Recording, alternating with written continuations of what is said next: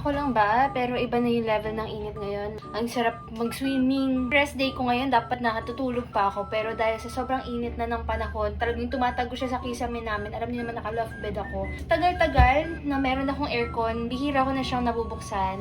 So, kailangan ko na ito ipa-cleaning kasi ngayon, dahil bihira ko na siya buksan, every time na i-open ko siya, medyo may sound na siya. Pagka ganitong mga March na nga, ramdam na talaga natin na malapit nang mag-summer dito sa Pilipinas. At syempre, ito nga rin yung time na talagang napapansin na natin yung mga nananahimik nating aircon na dati hindi naman natin binubuksan kasi takot na takot tayo baka tumaas ang ating kuryente. Pero dahil nga kailangan na natin ng rescue, ayan, nagpalinis na tayo kasama ang Coolvid. At maraming salamat kasi kita nyo, nanggigitata na pala yung loob ng aircon ko. Akala ko malinis pa, pero matagal-tagal na rin simula nung nagpalinis ako. At bakit ako nagmamadaling mag-VO?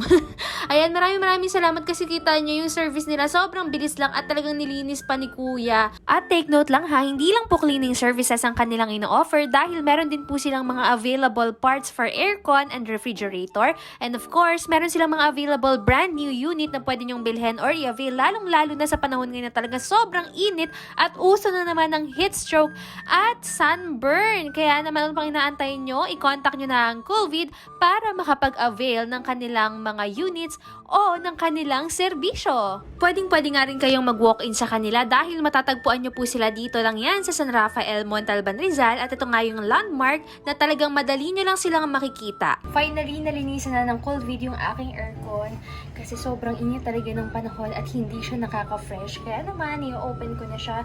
Kaya kung gusto nyo mag-avail ng service nila, makikita nyo dyan sa screen yung kanilang Facebook page and i-contact nyo na sila now na. Okay, so i-open ko na siya kasi sobrang init talaga at hindi ko na kinakaya. Amazing! Tingnan niyo.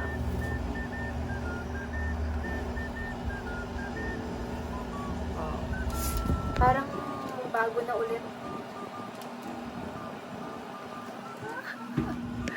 Nakakatawa. Super satisfied yung aso ko. Di ba, Luna?